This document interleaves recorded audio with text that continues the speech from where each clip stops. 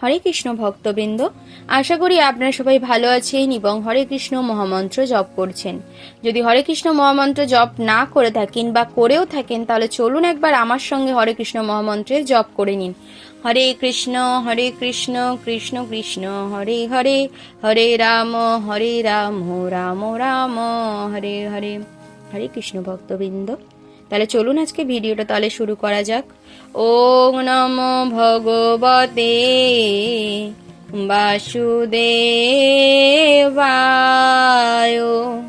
ওম নমো ভগবতে বাসুদেবায়। ওম নমো ভগবতে বাসুদেবায়। শ্রীমদ্ ভগবদ গীতা কর্মযোগ শ্লোক নম্বর 22।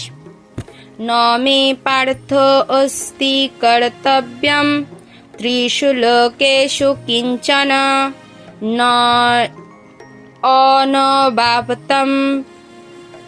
অবাপ্তম বর্তে এব চ কর্মণি।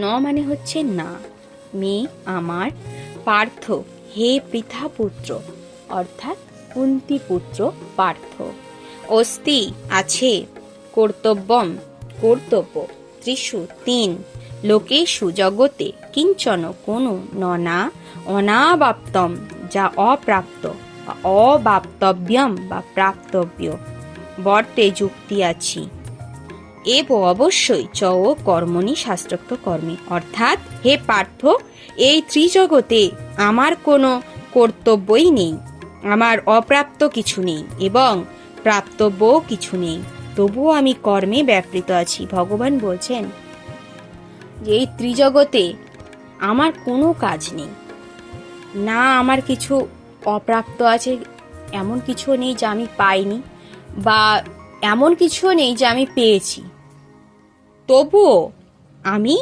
কর্মে ব্যাপৃত আছি, মানে কর্ম করেই চলেছি।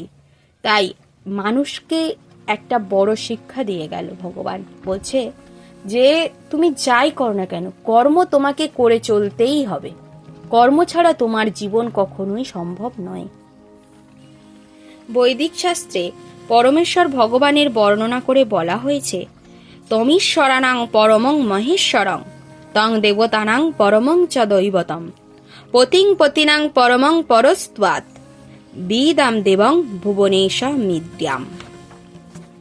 ন তস্য কার্যং করণং চ বিদ্যতে ন তৎ সমাশ্চদ্ধি কস্য দৃশ্যতে পরাশ্য শক্তির বিবিধৈব শ্রূয়তে স্বাভাবিকী জ্ঞান বলক্রিয়া চ।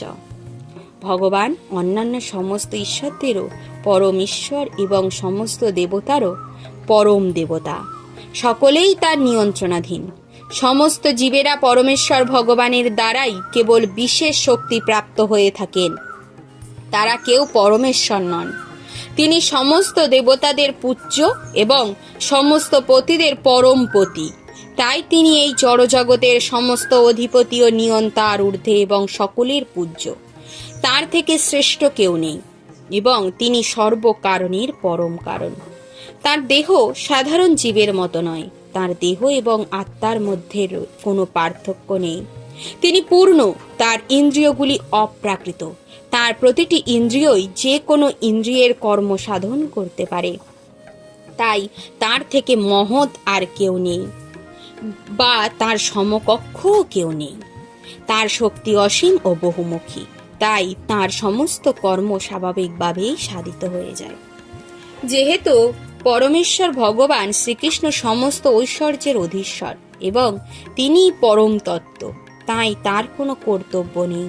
কর্মের ফল যাদের ভোগ করতে হয় তাদেরই নির্দিষ্ট কর্তব্য কর্ম সম্পাদন করতে হয়, কিন্তু এই ত্রিভুবনে যার প্রাপ্তব্য কিছুই নেই তার অবশ্যই কোনো কর্তব্য কর্মও নেই।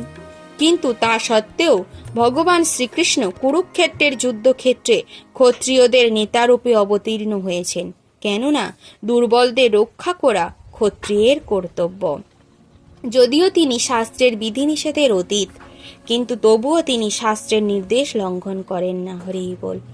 ওম সর্বে ভবন্তু সুখিনা সর্বে সন্তু নিরাময়া সর্বে ভদ্রাণি পশ্যন্তু কশ্চিৎ দুঃখম ন আপ্নুয়াত। ওম শান্তি ওম শান্তি ওম শান্তি। হরে কৃষ্ণ কৃষ্ণ কৃষ্ণ হরে হরে, হরে রাম রাম রাম হরে হরে। হরে কৃষ্ণ ভক্তবৃন্দ, ভিডিওটা যদি ভালো লেগে থাকে তবে অবশ্যই একটা লাইক করে দেবে এবং চ্যানেলটিকে সাবস্ক্রাইব করে দেবে। অবশ্যই আপনার কাছের মানুষ বা বন্ধু বান্ধবের কাছে ভিডিওটিকে শেয়ার করে তাদেরও আধ্যাত্মিক জগতে প্রবেশ করার সুযোগ করে দেবেন। হরে কৃষ্ণ, হরি বল।